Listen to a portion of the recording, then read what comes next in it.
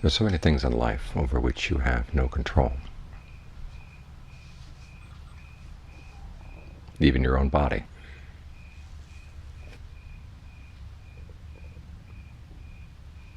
You can't tell it to stay young forever, you can't tell it to stay healthy forever, and you can't tell it to live forever.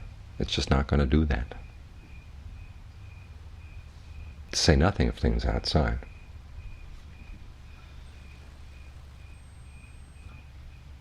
The people we love, the people we cherish.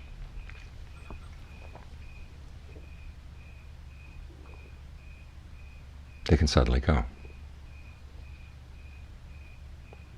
without saying goodbye, without any closure. This is the common way of the world.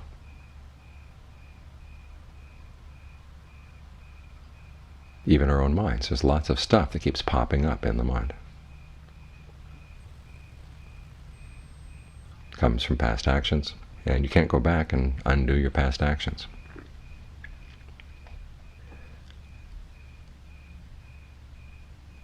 But we have the choice in the present moment what we're going to focus on.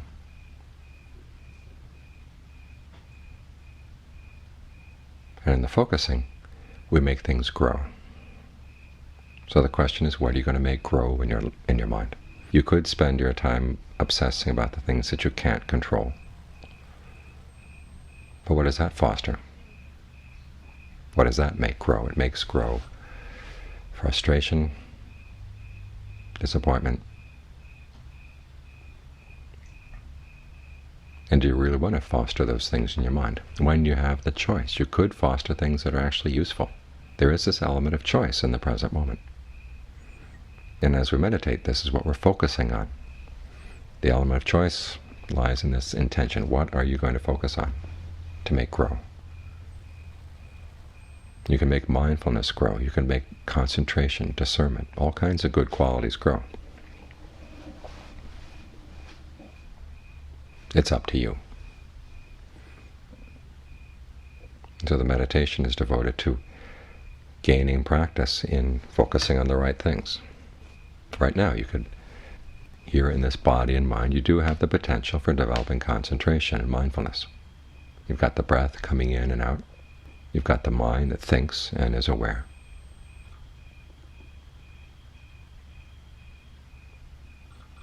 So focus on making those grow. In other words, developing the good potentials that lie there. Think about the breath and be aware of the breath. You put these things together. It's like taking a seed and putting it together with soil and water and sunlight. When the things get put together, then the seed can grow. If the seed is sealed off in a little plastic bag someplace, the water is one place, someplace else, the soil someplace else, the sun is someplace else, the seed won't grow. But if you put them all together, then things grow. So this is what you want to develop, the potential for a sense of well-being with the breath. So the mind needs a good place to stay in the present moment if it's going to stay here and really be alert to what's going on. So focus on how the breathing feels. What kind of breathing feels good right now? It can be long breathing, or short, or long in, short out, or short in and long out. Or deep, or shallow, heavy, light, or someplace in between all these things. There is a potential for real comfort in the breathing, but you have to pay attention if you're going to see that. So this is what you want to make grow. A good foundation here for the mind to stay in the present moment, for the body and the mind to feel on good terms with each other.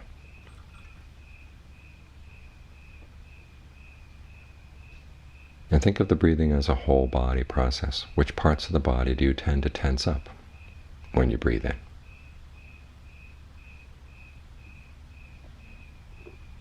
To what extent are you adding a lot of unnecessary tension to the process?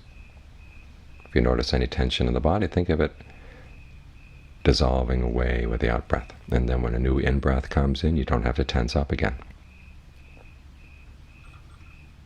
Some people find this disorienting because they're used to breathing in a particular way, holding the body in a particular way, tensing up in a particular way when the breath comes in, and when they're not doing that, it feels strange.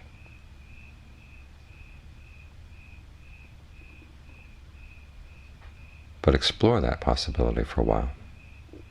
Breathing doesn't have to be a tense process. And you don't have to identify with a particular way of tensing the body. It's just one more unnecessary thing you're adding to the present moment. There's so much in life where we add unnecessary pain, unnecessary suffering on top of the stuff that's already there. And it turns out that the unnecessary pain, the unnecessary suffering or stress, that's what really has a big effect on the mind.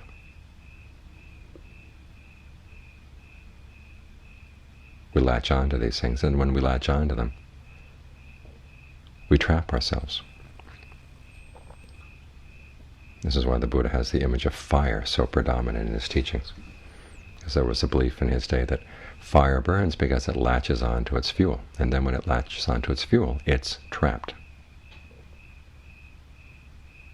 The fuel doesn't trap it; it traps itself in the fuel. When the fire goes out, it's because it lets go, and then it's freed. The same principle applies to the mind. We trap ourselves in these things because we hold on to them. It's when we learn how to let go. And sometimes you have to deal with a sense of it's feeling really strange because you've been holding on so long that when you let go it feels very unusual, almost threatening, because you thought you had control over things by the way you held on. But it may have been an unskillful sense of control.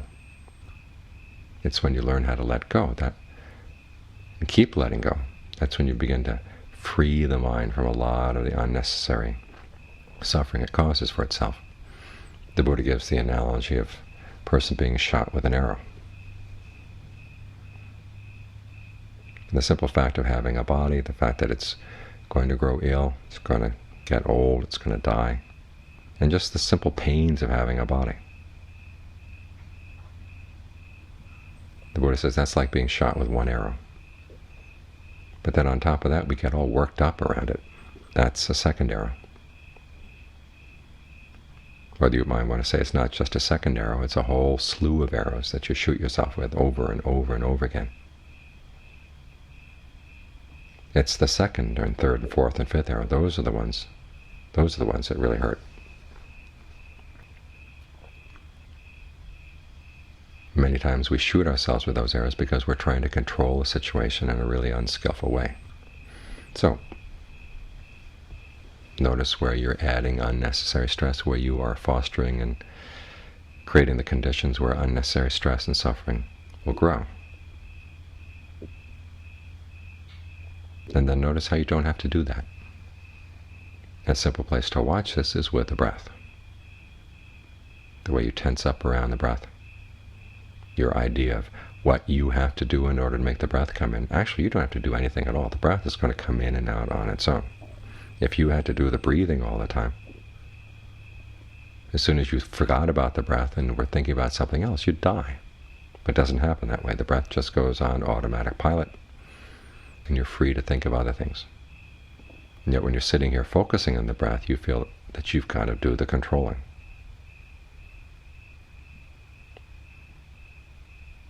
You've got to tense up here, you've got to force it here, pull it in there. This is a primary example of all the unnecessary suffering we cause for ourselves in life.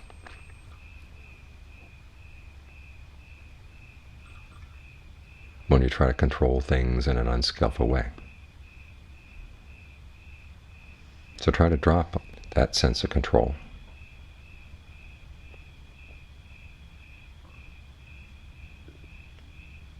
And then observe what really works, what does create a sense of ease in the present moment. That kind of control is skillful. What kind of intentions help? Sometimes it's an intention just to watch, other times it's an intention to adjust things a little bit here, a little bit there. But you test it by seeing what creates stress and what doesn't. this way you learn. Your control comes from knowledge and not from ignorance, not from craving. That makes all the difference in the world. So learn to be more discerning in what you see in the present moment. Sometimes it feels as if there's nothing at all you can control. Well, that's a misperception. Other times you feel you've got to have everything under control. Well, that's a misperception as well. Be more discerning. What can you control? What lies outside your control? You learn this by experimenting. And a good place to start is right here with the breath. There's a lot to learn just focusing on the process of breathing, because it teaches you a lot about how the mind reacts to other processes as well, how it gets involved, tries to control other processes as well. So the breath is not only a good place to settle and focus your attention so the mind can settle down and be still, but it's also a good laboratory to learn about the mind.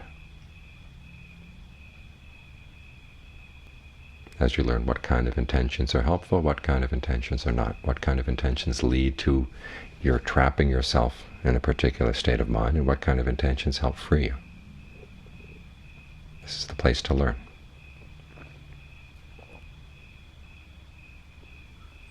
Once you understand the process of what the Buddha calls fabrication and the intentional actions around the breath, that sharpens your sensitivity, so you begin to see other kinds of fabrication as well, particularly the way the mind talks to itself, the feelings and perceptions it creates in the present moment. Some of these are the results of past actions, but a lot of them come from your present actions as well, your present intentions. But to see that, you have to pay careful attention to what's going on. The breath is a good place to start. And it's a good place to take as your foundation. As long as you're with the breath, you know you're in the present moment.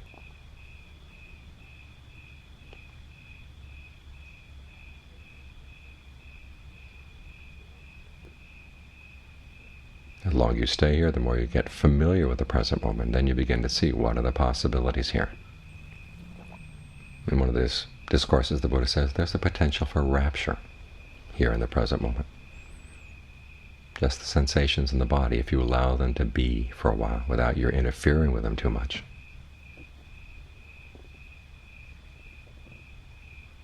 Now, this doesn't mean that you just let them go their own way. You make up your mind you're going to stop your old habits of squeezing this and squeezing that in order to get the breath to come in and go out.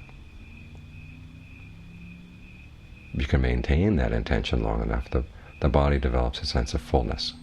The potential is there.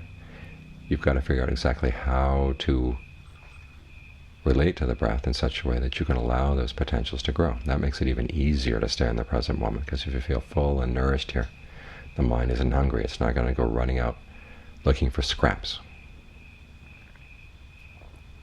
hoping to find happiness in things over which it has no control at all, and getting run over in the process.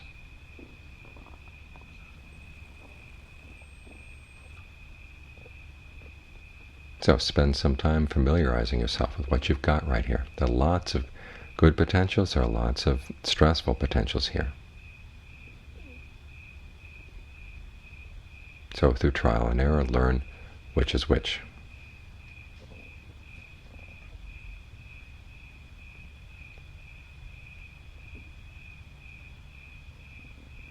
This way you gain a greater and greater sensitivity for things over which you really do have some control,